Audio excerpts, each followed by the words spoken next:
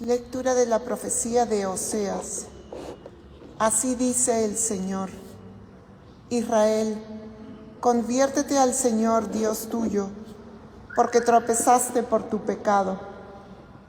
Preparad vuestro discurso, volved al Señor y decidle: perdona del todo la iniquidad, recibe benévolo el sacrificio de nuestros labios.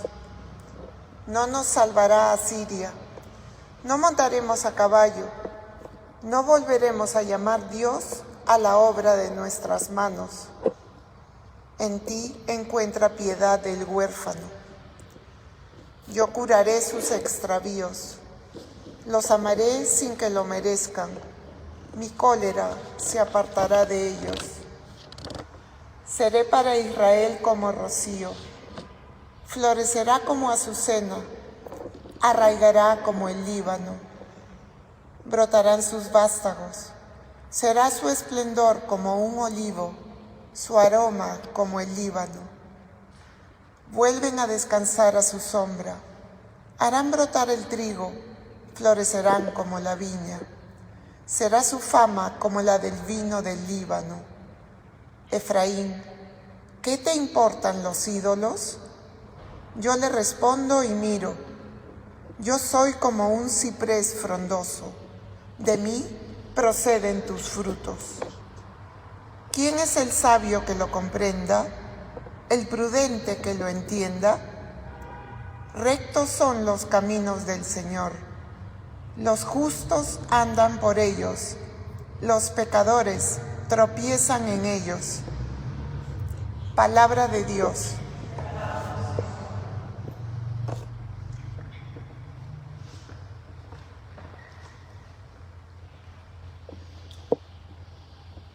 Mi boca proclamará tu alabanza, Señor.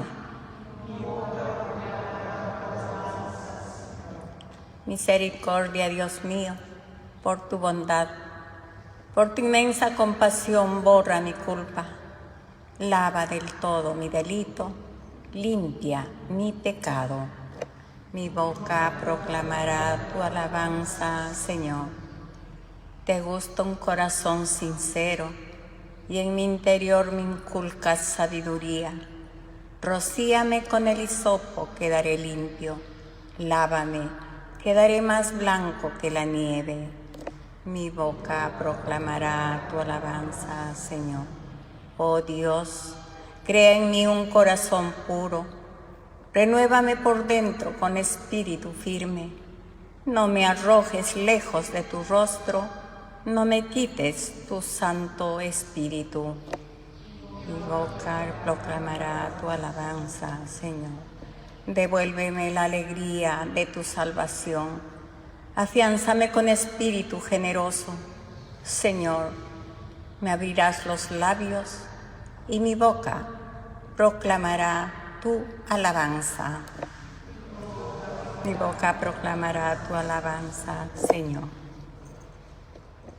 Cuando venga el Espíritu de la verdad, los guiará hasta la verdad plena y les irá recordando todo lo que les he dicho. El Señor esté con ustedes. Lectura del Santo Evangelio según San Mateo. En aquel tiempo dijo Jesús a sus apóstoles: miren que los mando como ovejas entre lobos, por eso sean sagaces como serpientes y sencillos como palomas. Pero no se fíen de la gente, porque los entregarán a los tribunales, los azotarán en las sinagogas y los harán comparecer ante gobernadores y reyes por mi causa. Así darán testimonio ante ellos y ante los gentiles. Cuando los arresten, no se preocupen de lo que van a decir o de cómo lo dirán. En su momento se les sugerirá lo que tienen que decir. No serán ustedes los que hablen, el Espíritu de vuestro Padre hablará por ustedes. Los hermanos entregarán a sus hermanos para que los maten, los padres a los hijos. Se rebelarán los hijos contra sus padres y los matarán. Todos los odiarán por mi nombre. El que persevere hasta el final se salvará. Cuando los persigan en una ciudad, huyan a otra, porque les aseguro que no terminarán con las ciudades de Israel antes de que vuelva el Hijo del Hombre. Palabra del Señor. Tomen asiento un momento, queridos hermanos. Estamos en este viernes de la 14ª semana del tiempo ordinario. Continuamos la contemplación del Evangelio según San Mateo en el capítulo 10, es decir, el discurso misionero, y seguimos contemplando en la primera lectura ya los últimos pasajes. Mañana será el último, de la profecía de Oseas, que es una profecía que realiza el profeta en el reino del norte, llamado Reino de Israel. Si ustedes leen con calma, versículo por versículo, lo que está en el Evangelio y lo que se dice en la profecía de Oseas, inevitablemente van a surgir una serie de preguntas que uno se hace. Porque en el Evangelio, por ejemplo, dice el Señor que no se acabarán las ciudades de Israel antes de que venga el Hijo del Hombre. Y claro, el reino de Israel, lo que es el norte, Galilea, Samaria, diríamos que no es una cosa pequeña, pero no es que esas ciudades van a tomar mucho tiempo en recorrerse. Entonces, claro, el Señor cuando dice vendrá el Hijo del Hombre, está refiriéndose a su venida gloriosa, porque Él está con ellos. Y claro, para ellos, los que lo escuchan, se refiere a su resurrección, pero para nosotros se refiere a su segunda venida, simultáneamente. Pero entonces uno dice, entonces, ¿dónde está ese reino de Israel? Porque ese reino de Israel desapareció. Donde fue Oseas, esos pueblos, ahí había un reino distinto al reino del sur, que es el de Judá, y ese reino desapareció. Lo primero que dice este pasaje de hoy es conviértanse. Claro, ellos no se convirtieron y desaparecieron. Pero si nosotros leemos Mateo 28, el Señor envía al mundo entero. Es decir, ese reino de Israel está disperso en el mundo entero. Y de alguna manera está en distintas ciudades. Es decir, se cumple lo que el Señor dirá en Mateo 24. Cuando sea anunciado el reino a todos los pueblos, entonces ya es el tiempo. No sé si me están siguiendo o los estoy complicando. Pero bueno, eso es una primera cosa, simplemente no para entrar en el contenido específico de lo que esto significa, sino para que nos demos cuenta de la profundidad de cada palabra, cada expresión que el Señor menciona. Y en este caso me voy a referir al Evangelio, que nos habla de la misión. Uno puede creer que la misión es ir a tierras lejanas. La Iglesia tiene dos patrones de las misiones. Los conocen ustedes. Uno es San Francisco Javier, que fue pues al oriente, ¿no? Entonces en él se cumple esa primera mirada misionera de ir a tierras lejanas. Pero también patrona de las misiones es Santa Teresita del Niño Jesús. Vivió 22 años, nunca salió del convento, una niña jovencita, patrona de las misiones desde el convento de clausura. Entonces lo que se nos quiere decir es justamente que la misión es un camino espiritual que cada uno tiene que hacer en nuestro corazón, en el interior donde el Señor habita, y que tenemos que recorrer esas ciudades de Galilea, de los gentiles, donde se esconde nuestro pecado y rebeldía contra Dios. Y que la primera resistencia al mensaje del Evangelio, la primera persecución, somos nosotros mismos. Nosotros mismos rechazamos lo que el Señor nos dice muchas veces, o a veces lo acomodamos. Misteriosamente, el Señor dice: cuando sean juzgados, no se preocupen lo que va a decir, porque el Espíritu de mi Padre hablará por ustedes. Y el Espíritu Santo, a través de la Iglesia, coloca como versículo antes del Evangelio también este pasaje: cuando venga el Espíritu de la verdad, los guiará hasta la verdad plena, y les irá recordando todo lo que les he dicho.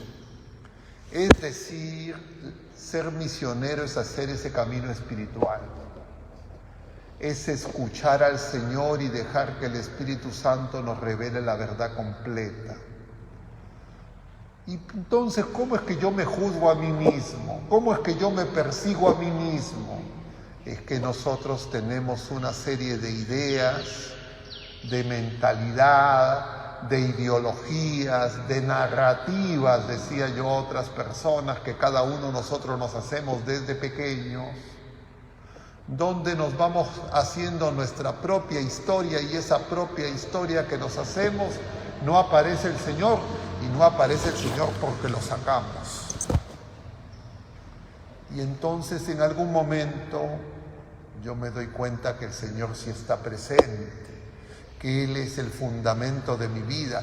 Si es que es así, eso ocurre en una persona, esa persona va a tener el deseo ardiente de ir a anunciar a otras personas. Pero primero se tiene que hacer el recorrido interior.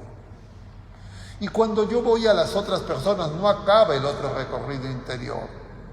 Viene la persecución externa, que ya no son, diríamos, mis juicios, mis ideas erróneas. ¿Qué se dice la gente comúnmente? No hay que ser fanático. ¿Para qué tanta cosa? Mira tu tiempo, haz tus cosas. Eso de confesarse con un cura y tú solo, ¿para qué vas a ir a misa todos los domingos? No se necesita. ¿Para qué vas a hacer oración todos los días? ¿Para qué vas a leer la Escritura, meditarla? Hay otras cosas, se entiende, divierte, te goza la vida. Eso uno internamente lo tiene. Uno tiene que darse cuenta que el tiempo es de Dios, nosotros somos de Dios, el Señor siempre está en nosotros, somos el sagrario. La misa, diríamos, no termina. Entonces, claro, en algún momento no se preocupen, va a terminar esta misa, ya en algunos minutos. No es que los voy a dejar acá encerrados y la misa no va a terminar. La misa no termina en el sentido de que el Señor, esa entrega generosa, esa Pascua que ha hecho que nosotros seamos templo, que el Señor habite en nosotros, el Señor sigue presente y Él quiere que nosotros lo escuchemos y que nosotros vayamos con Él en todas las cosas en la vida presente. Si eso es así, uno va a empezar a dar testimonio del Señor, y lo primero que uno va a querer es hablar del Señor. Y los primeros que uno que va a querer hablar del Señor van a ser con sus propios familiares. ¿No han tenido esa experiencia?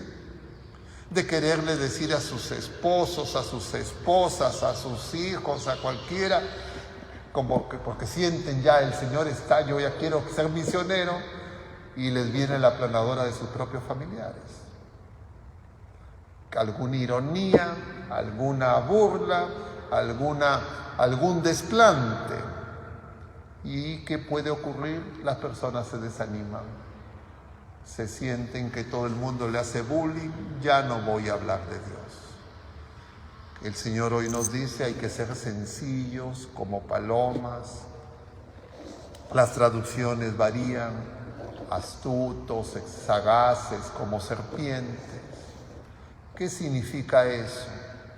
Que es el Señor quien nos dice cuándo es el momento de hablar o de no hablar, de decir o no decir a los demás. ¿Y cuándo llegará ese momento? Cuando nuestra oración madure en pedir por nuestros hermanos. Porque las personas más cercanas son las que primero nos van a hostilizar. Y claro, empieza nosotros mismos, el hombre viejo, y luego las personas más cercanas, nuestros familiares, nuestros amigos. Pero luego también, entre comillas, tu grupo de oración, la parroquia, tus miembros de tu misma comunidad. ¿Cómo? La murmuración, el cansancio. Sí, es que, ¿qué le parece? Y claro, nosotros no nos damos cuenta que eso no es contra una criatura humana, es contra el Señor. Y parecería que hay una especie de, entre comillas, envidia, celo, que hace que cuando ven que el mensaje del Evangelio avanza, quieren bajarle la llanta. No lo soportamos, no queremos, porque en el fondo queremos nosotros ser los únicos.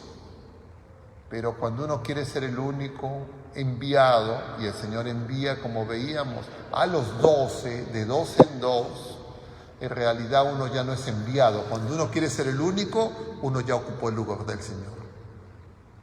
Ya no es el Evangelio. Yo ya me quiero anunciar a mí mismo. Y claro, lo quiero utilizar a Jesús, al Evangelio, a la revelación como pretexto para cubrir mis vacíos existenciales, esconderme de Dios en las cosas de Dios. Y entonces, si es todo ahí esas complicaciones, ¿por qué el Señor nos envía? Porque el Señor sabe que en medio de esas contradicciones interiores y exteriores que tenemos con otra gente, dice, no confíen en la gente. Uno diría, pero ¿cómo el Señor me dice que no confíe en la gente? Si Él viene y se hace hombre, ¿qué más confianza puede tener alguien en la criatura humana que Dios mismo, que se encarnó, que se puso en manos nuestras? Claro, es que el Señor no confía en nosotros, sino Él confía en que la gracia, su amor nos va a transformar. Y por eso Él va y deja manso y humilde que nosotros lo trituremos. Eso es nuestro pecado. Pero ahí Él justamente, cuanto más lo trituramos, más manifiesta su amor, más misericordia. Y es el amor de Dios el que nos purifica, el que nos cambia. Y por eso San Agustín llegará a decir, incluso el pecado más terrible el Señor lo usa para que nos acerquemos a Él. Por eso esta llamada que resuena en la primera lectura, conviértete Israel. Claro, nosotros ahora a lo que se le llama Israel no es el mismo Israel del que se está hablando en la primera lectura. Era el reino del norte y ese reino ya no existe, desapareció 900 años antes de Cristo. Y claro, en el año 900. Entonces, lo que ocurre es, hermanos, que el plan de Dios sigue adelante, pero es misterioso. Para descubrir cómo se despliega en cada uno de nosotros, en nuestra familia, necesitamos escuchar al Señor. Y si ustedes recuerdan las instrucciones que el Señor le dio antes a estos enviados, fueron 6, decíamos. Primero, anuncien que el reino está cerca. Eso tenemos que hacerlo nosotros mismos. El Señor está cerca, soy sagrario, soy custodia del Señor. Y luego, curen. resuciten muertos, limpien leprosos, echen demonios. ¿Y qué significa eso? ¿Y cómo se hace eso? Se pregunta la gente. El Señor lo hace a través de su iglesia, en sus sacramentos, en la oración, en una relación más cercana con Él y con nuestros hermanos. Y el Señor poco a poco obrará en nosotros mismos y en los demás. Él ya venció, las fuerzas del infierno no prevalecen y el Señor quiere también hoy que sepamos que Él camina con nosotros. Pidámosle a nuestra Madre Santísima que nos dé el Señor una fe viva, una firme esperanza y una ardiente caridad para perseverar, como el Señor nos dice. A los que perseveren hasta el final, entonces participarán de la victoria. No es algo de un momento, es de cada día, de cada minuto, de cada hora. Que el Señor así nos lo conceda, que así sea.